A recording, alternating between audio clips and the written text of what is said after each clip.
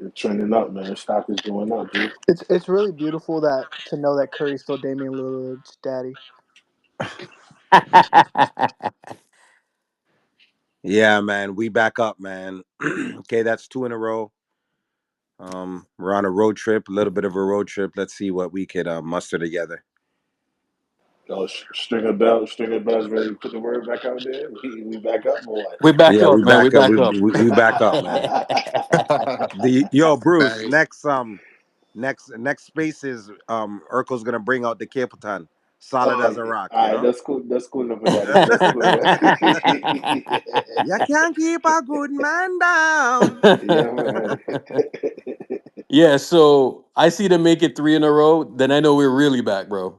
Yeah, yeah. We're gonna bring out the Capleton, man. We're gonna bring out the Capleton. So the Fireman. biggest so if somebody were to ask me what's the biggest takeaway from tonight, they extended the lead when Steph Curry was off the court.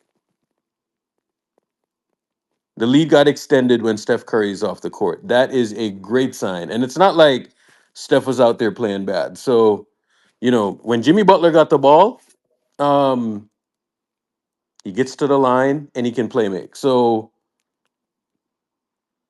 he started off the game by he wasn't really shooting that well, but you saw, bro, like gets to the line, um, and he's playmaking. Getting to the line and playmaking, that is a hell of a thing for value in the league, right? Like you want to talk about guys that are pluses in the league. That's exactly what they do, bro. And he does that thing. That's why his game is so resilient in the playoffs, right? Like you see guys, sometimes they make shots, sometimes they don't. And he's one of these guys that he gets to the line, he makes plays, uh, and the type of game that he plays, the rest of the NBA, I don't think they're really equipped to play it because it's up and down, transition, and his game is like old school. You know what I'm saying? That's why he's a riser, a playoff riser. Bro, this When dude has 28 free throws in his first two games with the Warriors. yeah, yeah, yeah. 28 No, free no, no, throws. no, no. It's different, right? So the thing that's going to help our team is that he gets to the line, and you have to. He have you seen him get double teamed yet? Especially when Steph is on the court. Do you really see him get doubled? No. No. No. Okay, I think so I only saw it one time when he had a small guy in the post. let me read off It was his like box score one for you. time. So 20 points, 9 rebounds, 6 assists, 4 steals. If he's giving you that every single game, like right around that, there's no way we don't win the title. There is absolutely no way we don't win the title. And here's another thing that I noticed too. All right, Steph was aggressive even before the trade was made, but Steph is even more aggressive now that he's there. So not Yeah, that's a only is fact. it not only is it putting Steph in like regular minutes and all of that stuff, right? It's putting Steph in regular minutes, but not only is it putting Steph in regular minutes, it's putting him back in the regular rotation. So the thing that I noticed when they started with the whole, 4 minutes in, 4 minutes out, like that bullshit, fuck that, bro, because it fucks up his rhythm. He has to play entire quarters, right? If he plays 2 quarters entirely, that's great. Now, when you have Jimmy out there, you can keep Jimmy out there and play him opposite of Steph. That's a great thing as well. That's not a bad thing, right? So, that's the biggest thing. So Steph can allow people to get involved, and then like the last 5 minutes of the quarter, then he can get going. When you're taking him in and you're taking him out, bro, that fucks up the rhythm. You know what I'm saying? Because it's not like he's a dude that just dominates the ball and he can play make for half and then he play makes and then he doesn't play make. You know what I'm saying? Like he needs to get a little bit of rhythm. So he'll let other people possess the ball and have the ball or whatever, right? But then the last part of the quarter, he has to have the ball, bro. There was a game that we played against Cleveland. They took him out at like minute 8, and they didn't bring him back until 38 seconds left in the second half. Or sorry, the second quarter. Stupid stuff like that cannot cannot happen, right? So that's some of my takeaways from the game, bro. Like you can't do that. So here's another thing too. That stretch five is massive. And it was, bro, the answer sometimes lies within. You know what I'm saying? Vooch at home. I told y'all, it don't make no sense if you have a stretch five at home. Okay. You go pay $25 million for some stiff. You know what I'm saying? A stiff that can't guard at that. I told you. The answer is at home. Hey, Earth, I'm gonna say this too, right? And so I told people about Jimmy Butler. A lot of Warrior fans got a close eye these past two games.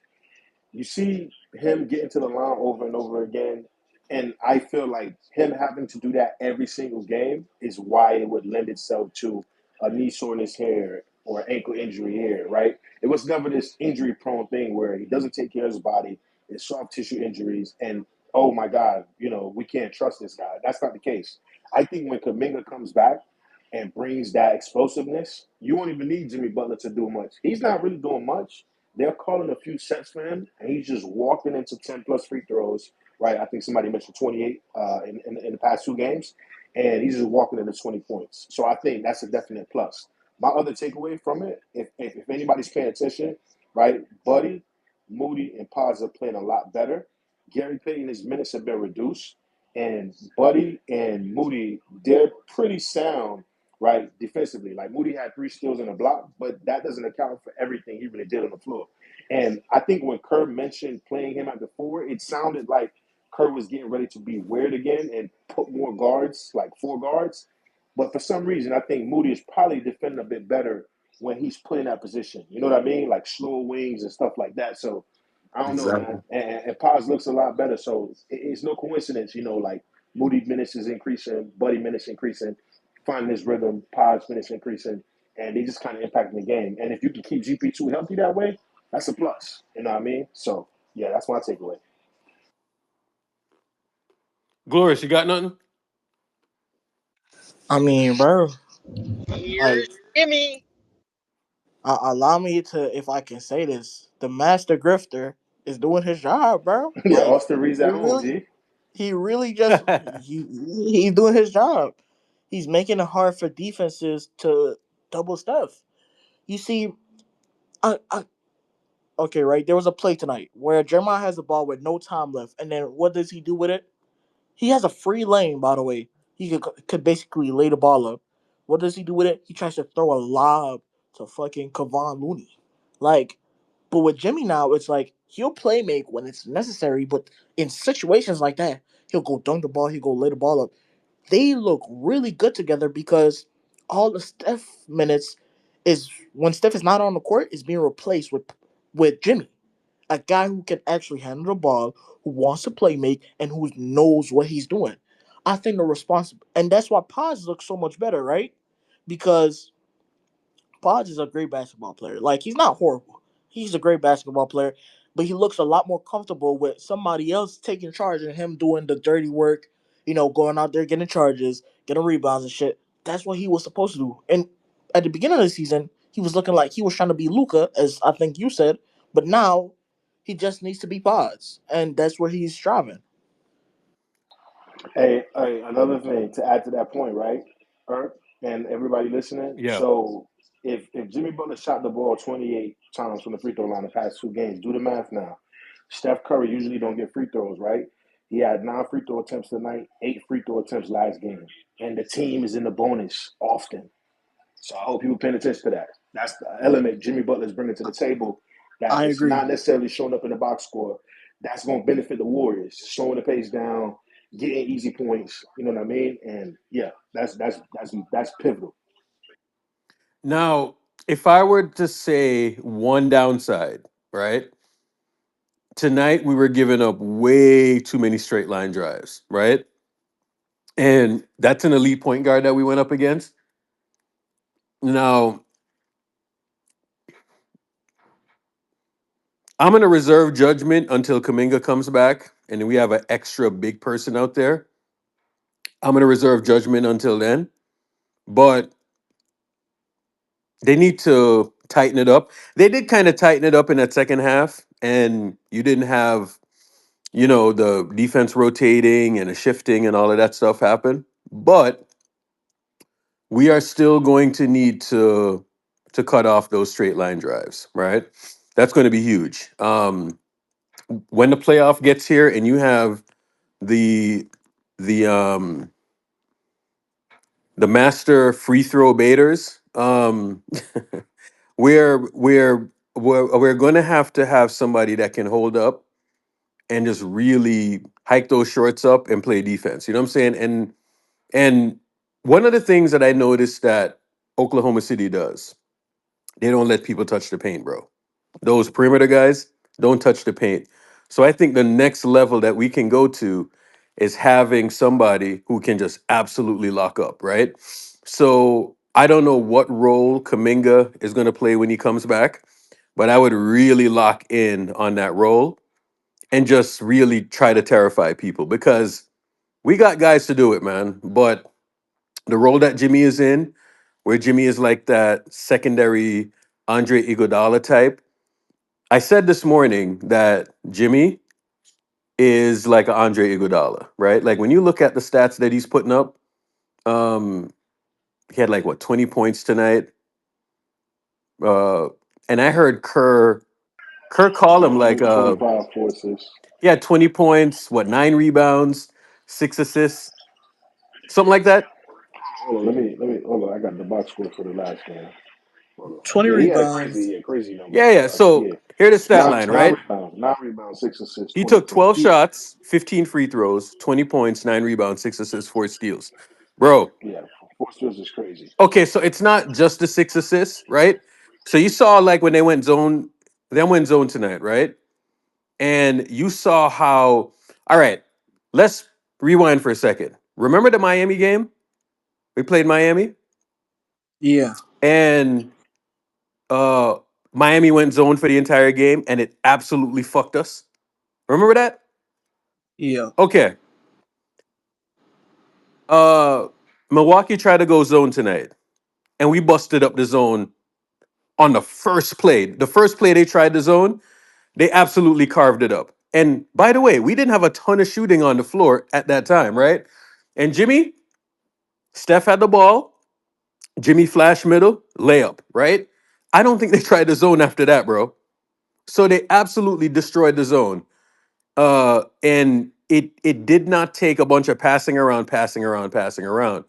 And the reason why they busted up the zone the way they did is because Jimmy flash middle, and guess what? He is a threat to either pass the ball or to take that little midi. You know what I'm saying? Like he's a midi demon, right? So the minute he flashes middle, you saw the quandary that it put the defender in, right? The guys that we had in there that were flashing middle, they're passing threats, right? They're not necessarily scoring threats like Jimmy to take that shot because in the back of their mind, they're like, well, Steve Kerr told me no middies, no middies, no middies, right? And every coach in the NBA says that. Rightfully so. There's certain guys that should be taking middies. Guess what? Jimmy Butler is one of those guys that you want taking those mid-range shots. So he flashed middle, pass goes to Draymond. I don't think they tried the zone after that. So they busted up the zone immediately. So they didn't have anything for our defense, right? So in the first half, we scored 27. Second quarter, 24 points. The third, they loosened up a little bit, 32, and then they had 28, right? So it their defense wasn't that bad. We held them to 111. That's probably right around where you want to hold a team to. Um, that's right in there with a top 10 defense, right? So they can tighten up a little bit, but I want to see what the team looks like when Kaminga comes back because they started Draymond at center tonight. Giannis was in there, so they started Draymond at center. So I want to see what they're going to do going forward. Here's another thing. Quentin Post, 4 or 5, 15 minutes, 13 rebounds. Sorry, 13 points, 4 rebounds. He had 2 offensive rebounds tonight. And he got those 2 offensive rebounds on like one possession. And they got a score out of that. So, bro, 15 points, that's exactly what we need from that role, from that position. Come out, make some open threes, stretch the court, get some spacing out there, and provide a little bit of toughness and size in the paint. You know what I'm saying? So definitely did his job. Moses Moody had a pretty good game. Buddy, he looks like he's about to snap out of it. Um, Kevon Looney had a decent game tonight. You see where you're actually going to need Looney in the playoffs. GP2 had 10 minutes, right? So you're starting to see where things are kind of evening out. But we gave up some POA in Wigs, but we gained like a all around player that does some dynamic things, right? Wiggs, POA, and he scores the ball, right? I think we definitely needed another guy that can do it all. And I think that's a bad thing. Or I think that's a good thing actually, right? So you see how the whole dynamic of our team changes. Because I'm gonna be honest with you. We had Sean, Draymond, Andre Iguodala, right? Bielitsa, and all of that, right? Jimmy, he brings the entire package. He brings playmaking, he brings Yeah, defense, that's a fact. That's a fact. Post and game. Yep. he's a big motherfucker come playoff time. You know what I'm saying? He's 6'7", he's a big strong dude. You know what I'm saying? Like, and it's not like he's fat. Oh You no, know what I'm he's saying? strong as an ox. He's That's why he be bro. that's why he be moving So motherfuckers. he's Weight room. 6'7", 235, and you see when he gets the ball on the block, bro. Like, so you ever wonder why Kawhi is a Yeah, playoff Kawhi's riser, that strong too. bro? Yeah, cyborg, bro. Why? Play Hey, that nigga Pod's ass, by the way. My bad. so Jimmy, Kawhi Leonard, Michael Jordan, dudes like that. The reason why they're playoff risers is because they can kind of score from anywhere on the most of the court, right? And what they do is that they punish mismatches. They punish smaller players, right? And because they're athletic and they're strong, their game is resilient in the playoffs, right? So you'll see a guy shoot 10 threes or whatever, and he's hot from one game. And then they make an adjustment on him, and then all of a sudden, he's not getting those same type of shots off. He's not as strong, right? But when you got a big, strong dude out there that plays physical, plays in the mud, then it cuts down the variance in the game. You know what I'm saying? So those Also, guys, look at the jumbotron. I know you're talking about Jimmy, but look at the jumbotron. is that for real? That's so funny, bro. That nigga showing out for his girl, man. Shout out to Bucha Ho, bro. Mm. Yeah. So, hey Dante, what are you gonna say? I was saying that nigga Pod's, bro. Oh my god, bro. Listen, dog. Dante, you That's coming up here His fly. shot. flagrant, man. I He been love on it. point. He No, been on listen, point, listen, hear man. me out. Just hear me out. Just hear me out, bro. Just hear me out. Listen, I hate his shot so much, man. Like he does a lot of cool little things in this, and it's good when we well oiled machine throughout the game for the rest of the people or like the rest of the team is playing well, but like all that shit really don't matter if if we mostly struggling as a team. He need to learn how to shoot. Like, good lord, that nigga cannot shoot. He's the only left-handed person that really can't shoot. And I hate that shit, man. I'd be like, get him off the floor. Where's Kaminga coming back, man? Here's the thing though. You got to give him some grace though, because like he had 16 the last game, and who would you rather want on the court? Like Gary Payton can't knock down no buckets.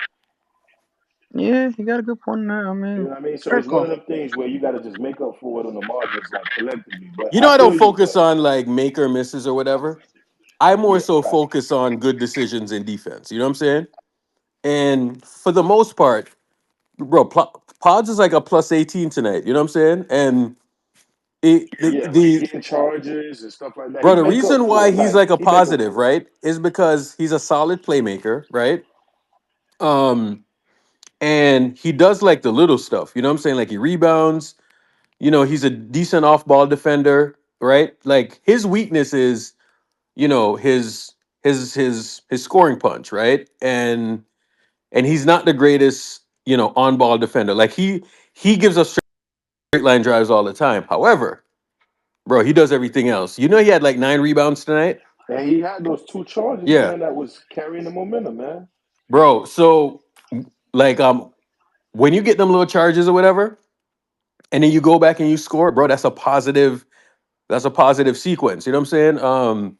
So he does a lot of positive stuff. I get, bro. He didn't shoot the ball well tonight. However, keep shooting, man.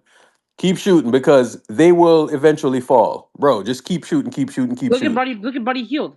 Yeah, Keep on shooting, man, and following. My one question for you, Urkel. Okay, my last question. Okay, yeah, I want you to bro. give And don't Bells change the the ass. topic this time. Keep it Warrior this time because you have a Okay, weird Warriors. way Okay, coming Warriors. up here. And It is Warriors. Okay, but okay, like I'm weak, son. this upcoming matchup you're going against. By the way, what are your thoughts on the matchup that you're gonna go against the Who Mavs? the fuck is this guy? Hold on, let him get his take off, man. Let him get his take off, man. I love this game, bro. Jimmy Butler, bro. I love him so much, man. He's yeah, such a good player. Like honestly, made me so proud, bro. yeah. What you Yeah. being You don't want serious? him next to Ann, I bet. You being silly a little I bit or don't. I what? mean, Hey, him and nah, it. man. Ert, No. I don't who want is him. this guy? He's No, funny.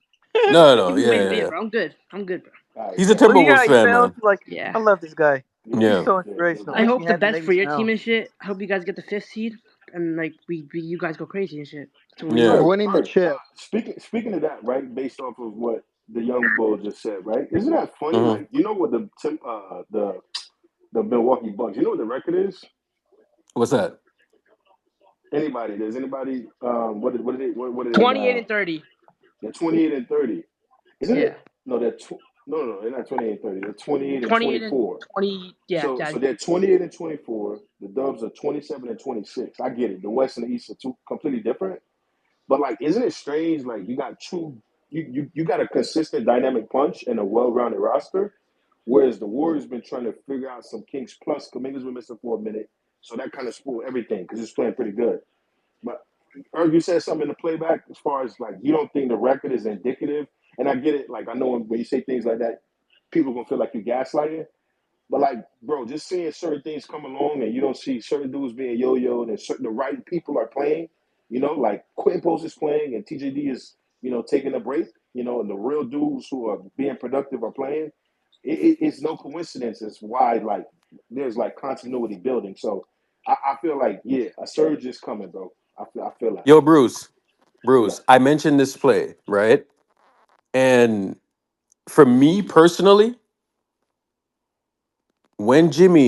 when Milwaukee went into a zone tonight, and then Jimmy flashed middle, and then made the simplest pass into the easiest layup that Draymond made, that right there is symbolic of one, what was happening before, and what is about to happen, and what is happening now. It is a microcosm of the entire season, right?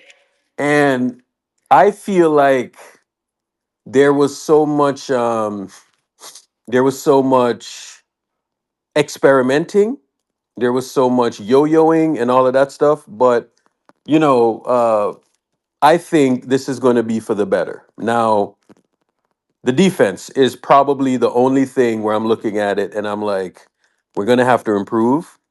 We need better combinations out there. And we have a stretch five. Let's see how he does from here on out. But the fact that he's on the court, he's behind the 3-point line, and his man he has to pay attention to him. You know what I'm saying? Like there's no two ways around it because if and you can see it, bro. Like teams don't want to leave him open and they're trying to leave him open, but the minute they leave him open, wide open, right? So you can play that combination out there now and it's going to do wonders for us. Right? So the more big people that we can put on the court is the more we can protect him, right? Because he's definitely a positive on offense. On defense, like he's gonna struggle like every other big does. You know what I'm saying? So that's why you're gonna probably keep his minutes to around 15 to 20 minutes and then just keep it moving, right? Notice that it's not that TJD is bad, right? But you can't play all of these guys and you see where they they can't afford to play TJD anymore, right? Yeah, what are we gonna do TJD with was him? doing he was doing some positive stuff out there defensively and all of that, right?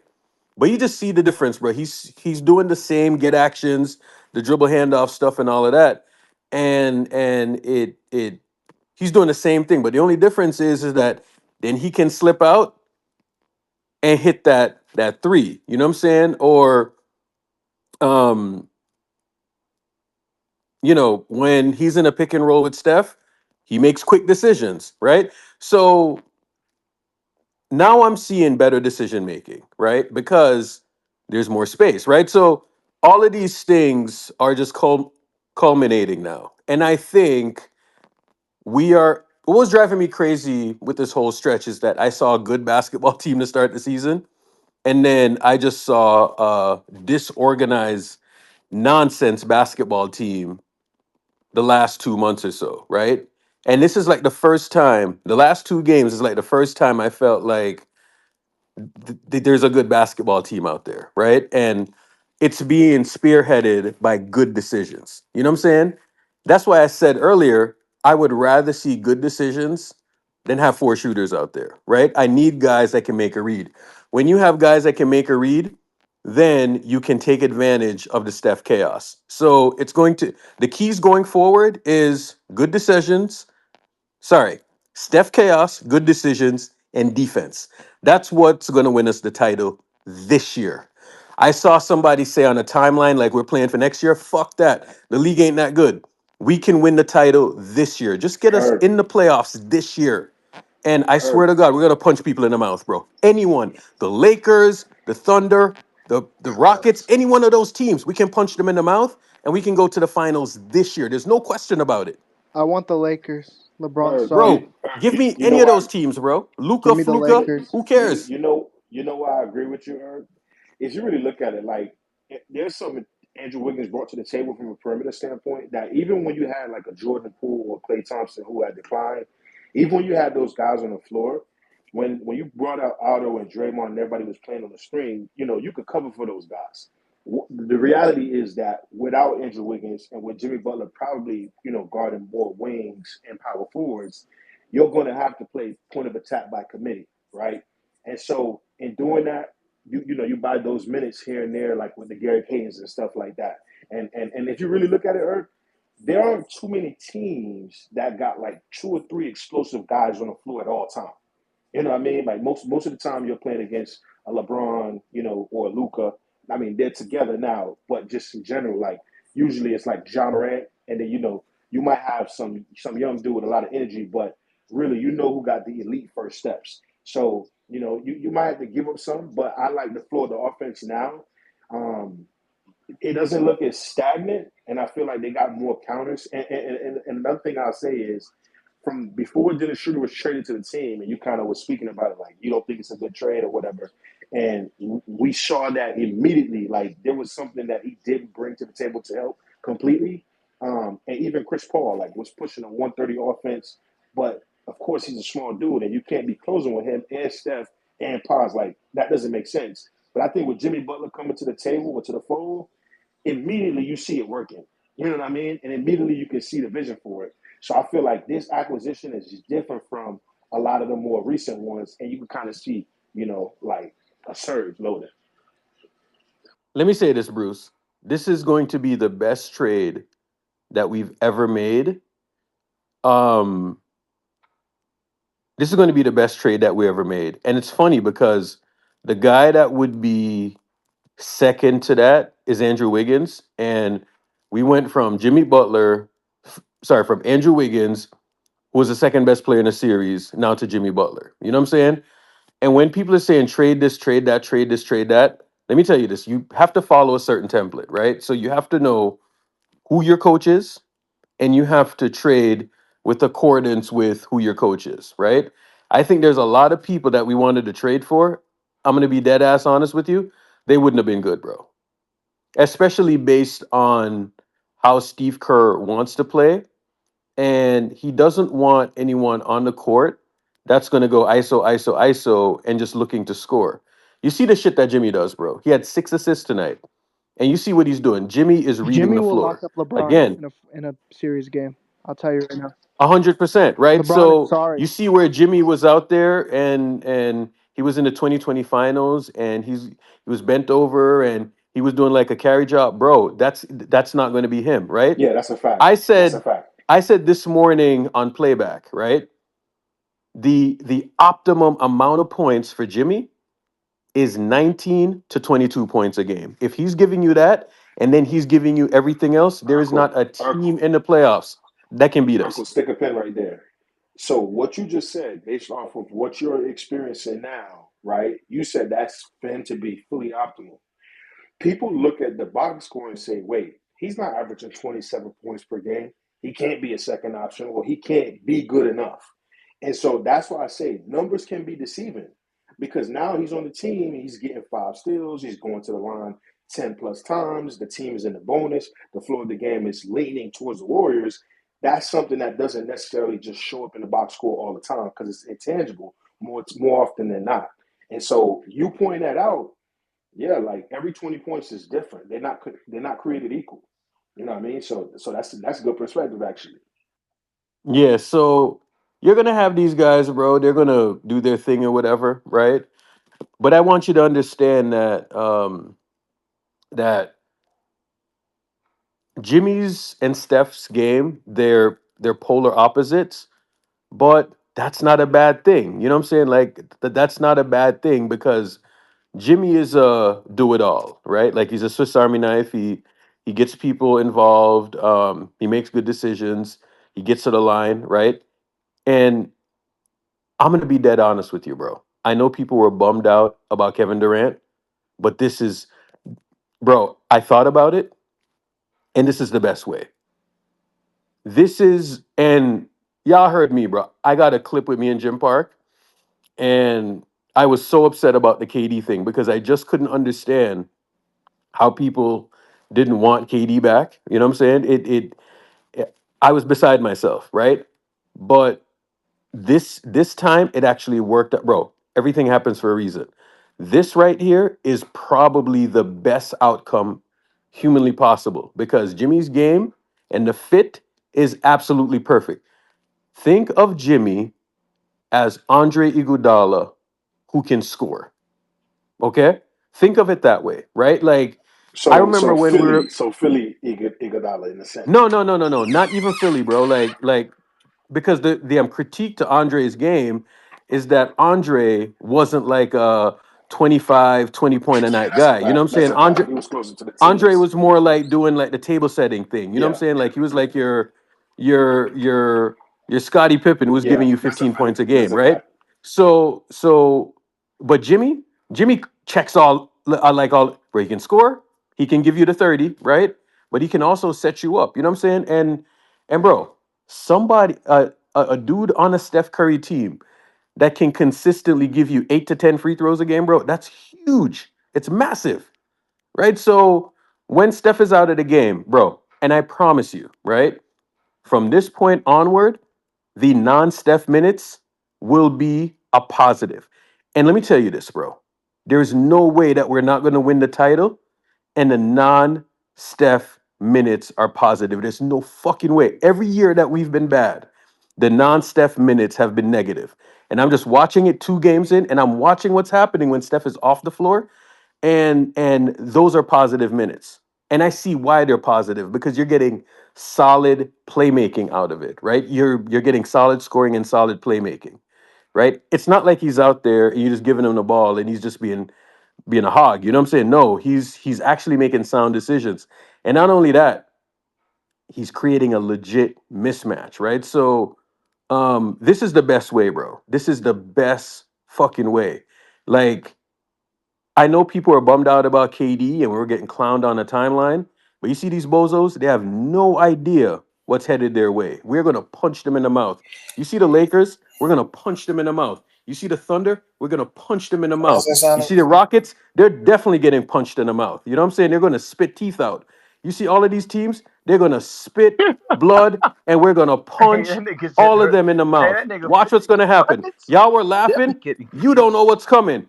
Fear us because we are going to go into the playoffs and you're going to be on your knees just like Damian Lillard Somebody need to was on play his that knees that tonight. sound from the purge. Somebody need to play that sound Yo, from the that was purge real wild. quick. Damian Lillard, he was on his knees tonight. That's exactly how these teams are going to be on their knees. Clip it, snip it, clip it. Man, I Go need a ahead. pause. Y'all are going to They need get a punched pause in the emoji. mouth. Fear us Can I? because that's what's going to Can, happen come playoff time. can you guys hear me? Bruce, we have the saying, dog Name your supper. You better know. Dog, name your supper. That's what's gonna Yes. happen to You y'all. better know it. Fear us. Can you guys hear me? Coming for blood, Sorry. man. Yeah, we can hear Yeah, and you, what's G. going on? Yes, sir. Yeah, I only have one suggestion on the offense for the whole team. Every time Jimmy Butler has the ball, I feel like we just need to space out because 9 out of 10 is gonna get either a free throw or is gonna score a layup or they're gonna collapse and then he's a very good playmaker. He's gonna make it an easy read for a 3-point shooter. So we don't need to clog up the paint when he has the ball. Just space it out, let him drive, and we're gonna get a good result every time. Like he's so special, man. He knows how to score at the rim at will. So we don't need to, you know, put so many people in the pen. Just space it out. He's gonna find someone. If they collapse, if they double him, he's gonna find someone and it's easy. I know it's only 2 games, so we're gonna get used to him. But I've seen it so many times in those 2 games. Every time he has the ball,